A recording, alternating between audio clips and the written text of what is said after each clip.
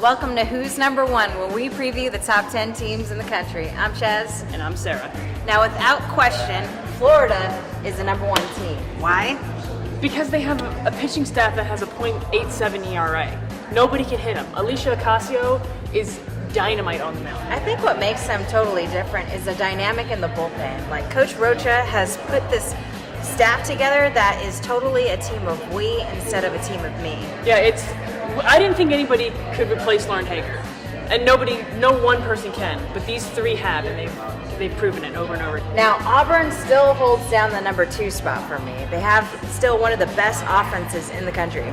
I know a lot of people are going to say Michigan should be number 2. They've only lost 2 games. Auburn's lost 4.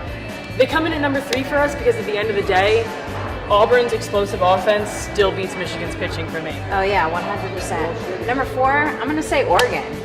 You know, they started off like super rocky, dropping some games against Nebraska and losing and coming from behind, but they seem to really be hitting their stride. Yeah, I agree. I think they're definitely hitting their stride, and they're the number 1 offense in the country this right now, and it showed in the Washington series when they scored 34 runs in 3 games versus the Huskies.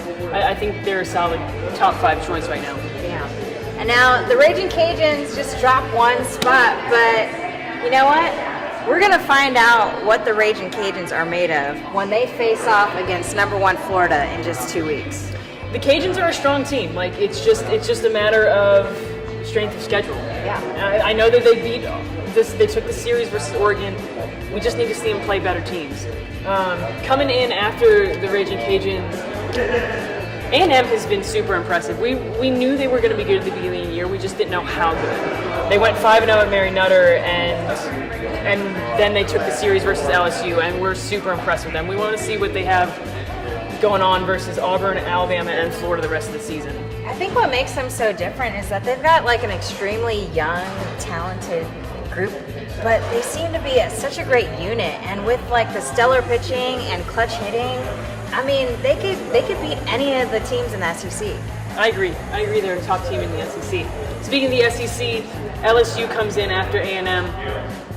They have a great, talented group of individuals, but they're just consistently inconsistent, if you can say that, as a team. Oh, 100%. I mean, they have Carly Hoover, Allie Waljasper, Bianca Bell, Savannah Jaquish, like Amber Sarrett, Bailey Landry. I mean, the list goes on and on as for like all Americans on this team. But like my question is do they have the right chemistry?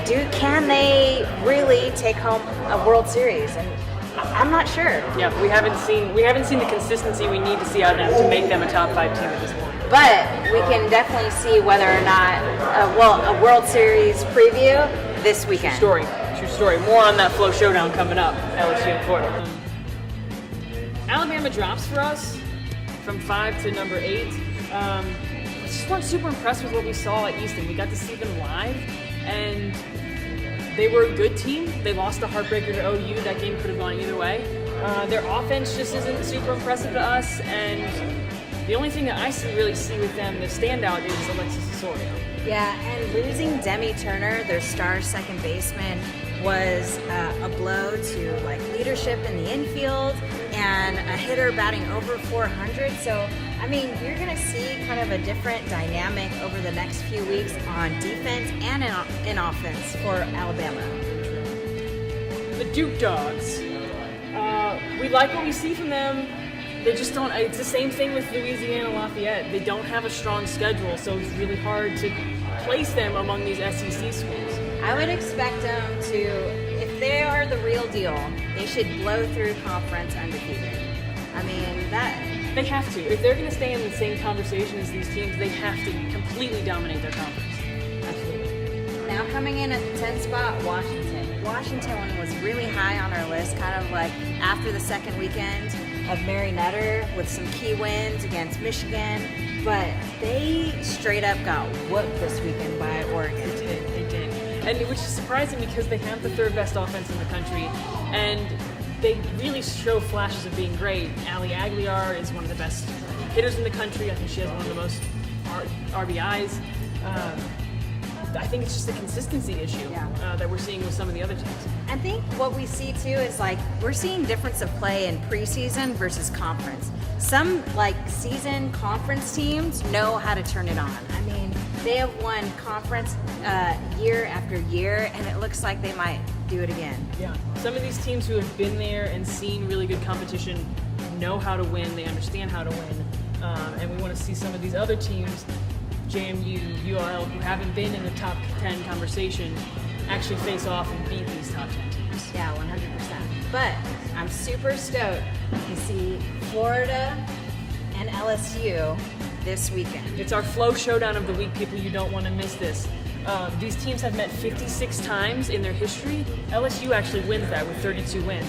Last time they met was in the Women's College World Series, and Florida took care of the LSU 4-0. So we're gonna see if LSU can hand Florida their second win on the season. Yeah, and if you want to watch more college softball, you can catch so many of these teams like Florida and LSU on FloSoftball.com.